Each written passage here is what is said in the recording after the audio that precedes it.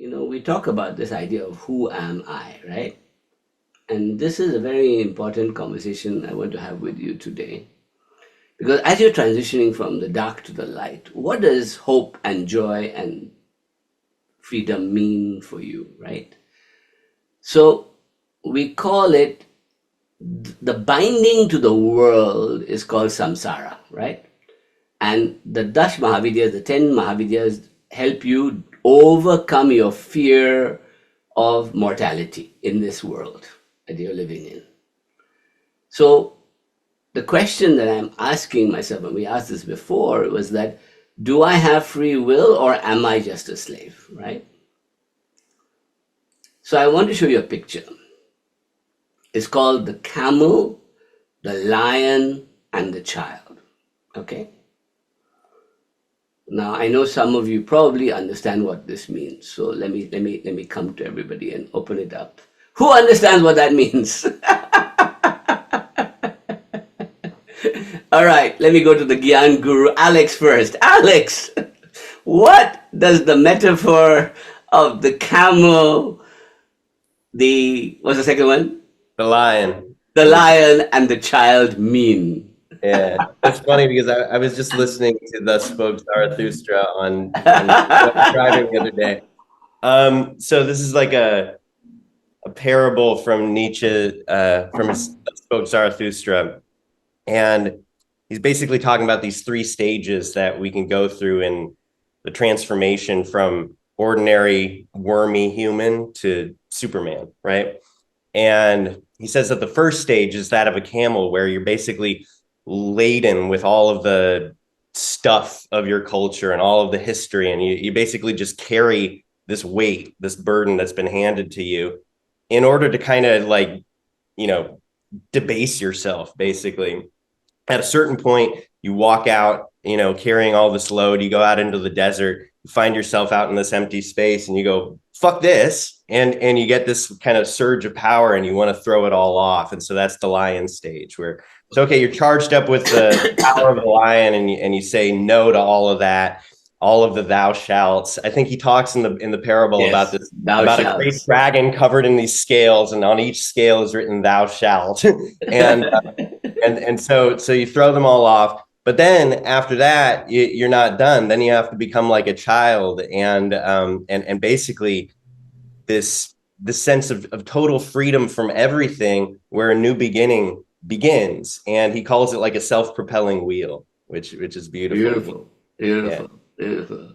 So in current metaphor, we could say that the camel is your slavery to your beliefs, your structures, your world you live in, the job you do, your obligations to your family. These are all forms of what Nietzsche would call slavery, right? Which we also understand it from the Tantric point of view, that it's anavapaya. This I belong to this tradition. And Alex said it very well, which is that this idea of thou shalt, is built into the codes of all religions, all teachings, all traditions. Our ancestors did it this way, so we must continue to do it this way, And so the first stage is that you're a camel, right? And so you're carrying the load of your ancestors, your tradition, your family. And every day you go to work and you're carrying the load. And every day you come home and you're carrying the load. And it's like a never-ending cycle of suffering, right? And you get little traditional pleasures, like, don't worry, it'll be all right in the next life. It'll be okay, you will be freed one day, when you die, like this, yeah. And the second stage is when you start shedding the load. Nietzsche says something very interesting. You become a lion, but you also become extremely nihilistic, right? And nihilistic means, like, I don't believe in anything anymore. Oh my God, that's the tradition of my people. I don't believe in that. So they just did a wonderful press statement in the UK, in London, that there are now more atheists in England than people who believe in religion now, right? And so the UK, which has always led the way in ideas like weird ideas like this, is become suddenly an atheist nation for the first time, completely atheist, But atheism was invented in England, so it's quite an interesting phenomenon with the Rosicrucians and those people, early on. So what does that mean? That means when you don't believe in anything, you end up lost a little bit, right? You might feel like a lion, kind of, I am free, but you're not really free. You're kind of now alone. You're kind of lost in the world, right? And what creeps in is one of three things. One is you become extremely atheist, like a nihilist, like existentialist, and say, I'm just a blob of semen that came into the world. Nobody taught me anything, and now I'm stuck in this world. So, what's the use? Like it's all rubbish. Or the second one is, I'm on a quest, but I don't believe in anything, so I don't know what I'm looking for, so I go into a depression, right? Or the third is that, oh my God, what's life about? There must be something more, something idealism, something beautiful, something there, but I don't believe it, so I don't experience it. So I end up free, but depressed, kind of nihilistic, right? Does that make sense? Yes? So that's the first stage of people who work with me that happens to you, right? Is that you go into severe depression because now you don't believe in your old-time religion, but what am I going to do now? Like, what do I do now? What do I believe in now? So then the third stage, which he calls the child, right, in Thus Spake Zarathustra, is this idea of what he called the Uber Mensch, right? The overman. Uber Mensch, literal translation is not Superman, it's overman. It's the overbeing, right? So we call it higher self, or we call it me in the best possible state of consciousness I can have, right? The Superman, that's where the idea of the Superman came from. That's where the idea of, so every time you hear about Superman, whether it's Superman the comic or Nazi Germany, Aryan civilization, or Aurobindo Superman, it has its origins in this theory, right? Even though all three of them were misinterpretations of Nietzsche's theory, complete. Would you agree, Alex? They were complete misinterpretations of the theory, right? What is the Uber Mensch in your understanding? Well, okay, in my understanding, well, one of the first things that he says in that book is what is great in man is that he's a bridge and not a goal. And so the idea is that there's this we're not finished, basically, that there is just this higher expression of whatever we are, that you can't even conceive of it. You can't even put it into words, but it is just the next thing that humanity will be, we're not there yet. So he doesn't actually say what it is, but he's always talking about the idea of self-overcoming, the idea that that being just wants to keep outdoing itself. And so the Uber man would be like us just outdoing ourselves into the next level. So some of the best expressions of that, total misinterpretation obviously, but still good ideas, were things like Ayn Rand, right? Objectivism. Things like Aurobindo, the Superman, right? The supermind, the ultimate mind of consciousness, right? Which is the Brahman, right? He called it the supermind, right? What was Dushadan's first name? I can't remember. Dushadan, which was the Teilhard de Chardin. Teilhard de Chardin, the noosphere, the idea of the Platonic ideal of the ultimate noosphere, right? So you've had all these interpretations, and the worst interpretation of it was obviously Nazism and Hitler, right? Because Nazis, Nietzsche's sister took charge of all his materials, edited all the writings, and made it sound like he was talking about a superior Aryan civilization that could be built of supermen.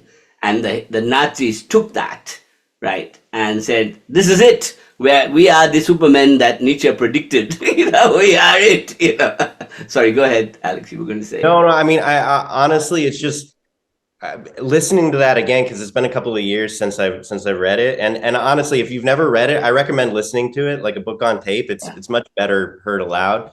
But I just can't believe where he was at, like where his mind was at in the time that he was writing. It's really something, he like, it's so easy, I think, for me to see now why he's so easily misinterpreted, because yes. And that is the beauty of all genius like this, is that they always get, I mean, the Buddha has been misinterpreted just like that. Jesus has been misinterpreted just like that. Pretty much impossible to hear where he's coming from in an ordinary state of consciousness. I agree. But he gives a very nice explanation of how to be in the book of Thus Spake Zarathustra. He says you must be like a child, right? Which means that think of a child without any luggage already, without any interpretations of everything being told to them, right? They are exploring the world as if for the first time, right? And they are already almost supermen at this state, right? Because they are closest to nature, they are closest to vibration, they're closest to essence as possible. There is no idealism in them. Nobody's told them about God. Nobody's told them about Martin Luther. Nobody's told them about Christianity. Nothing, right? Nobody has told them anything. And yet everything is like, wow, look at that. Oh, look at this. I can do that. I can do that thing, right? That's a very Nietzschean philosophy. That means nothing should stop you, right? You can do anything you put your mind to. But because you're a fucking camel, and because your ancestors have told you what you can't do, right? And society tells you what you can't do, you're stuck. And okay, so you overcome that and you become a lion. You're now just a Ayn Rand lion. You're not really a metaphysical child anymore. You're not innocent. You're still like arrogant. You become Chandi. You become like Mahish Asura, the arrogant one, right? So to me, when I read that and I read Kashmir Shaivism, I said, aha, look at that. They were talking about it 1,000 years before this, this idea of the 3-stage drama, right? And I love that. And I went and looked deeply into Tantra on that front. And in Tantra, we looked at it in this way, right? Which is, so let's forget what is the camel in Tantra? The camel is the tradition that you think you grew up in, right? What you are told is your Hinduism. What you are told is your religion. What you are told is your culture. What you are told is your caste. What you are told is you can't marry dark people because they are not of our gene type. You can't, you can't be gay. You can't be straight. You can't be this. You can't be that. Thou shalt. Ah! Right? That holds us back and keeps us. And what does Tantra say? That person is a dwarf, right? So he doesn't call it camel, they call it anavo, the dwarf. You're a bloody dwarf. Like, stop being a dwarf, right? The second stage, the lion, is Chandi, is Shaktopaya, right? Through internal fire, through internal process, I begin to realize that I am not just a camel or a dwarf. But in Tantra, what it says is that this one allows you to project into a higher state of consciousness, but still limits you. So you are not fully open to who you really could be, the child, right? Because you still need the mother to fix you. You still need the mantra. You still need the prayer. You still need the yoga. You still need all that stuff, right? So we call this the Shaktopaya, the dual, non-dual state in Kashmir Shaivism. And the final state not really the final, the penultimate state in Kashmir Shaivism or Shaivism is Sambhavopaya, right? Which is the child, which is, oh my God, everything is magic. Everything is divine. Everything is wonderful, right? Now I'm free. I'm not stuck with any legacy, no culture, no history, no gender, no nothing, and I'm free. Sambhavupaya, right? And this is what we call non-dual, right? This is the Tantra of Shaivism, of non-dual Shaivism. There's a fourth state in Shaivism. This is very different from what Gurdjieff and all were saying. That's very different. They were talking about the monk, the fakir, and the yogi. That's different. This is the three states of you, right? So now ask yourself, am I a camel? Am I a lion? Or am I a child? Right? How do you feel about that? Or am I a dwarf? Am I a living goddess in the body? Or am I Shiva and everything is Shiva? The child is free of all the stories that we have accumulated. Right? So just think about it. I'm going from complex mind to flow mind to child mind, right? In flow mind, I get power. So I become arrogant perhaps, or I become stupid, or I become, when you do mantras, you get these powers, you start getting money, you start getting power, you start getting things, you can attract people, you can control meetings. So you like it. It's a kind of power trip that comes. You become the lion, right? When you do Tantra like that, right? But what Tantra really wants you to do is to skip all that and just go be sweet little child in the mother's lap. Stop trying so hard to be in control. Let go. So that's where the fuck it just stream comes from. Right? The first stage is, I am spiritual. I am divine. So that's the beginning of wisdom, right? The second stage is, I do all these practices and look at all this beautiful power I'm getting. Look at all these things I'm getting. So an arrogance comes, a spiritual arrogance. Then Durga comes, Chandi comes and slaps you. Right? And then you say, no, I am just a little child in the mother's lap. I am nothing. I love this. It's all magic. And Noemi said it correctly. It is the most creative state you can ever have. Because the whole universe is yours to play with. You're not limited by your story or by your power or by anything, So Nietzsche said one more thing. He called it the will to power, right? It is a very strange idea. That means, we talked about it in an earlier class, that real power is total surrender. Whoa, nobody explained that to anybody, right? So, just think about that for a second. Real power is realizing you have no power. Ooh.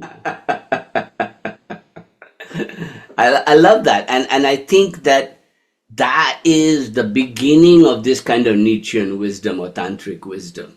And Nietzsche and Tantra have a lot in common, right? Because Nietzsche was also a mystic, He thought Jesus Christ was amazing. He thought Christianity was shit, but he thought Jesus Christ was amazing, right? He thought Buddha was amazing, but Buddhism was shit.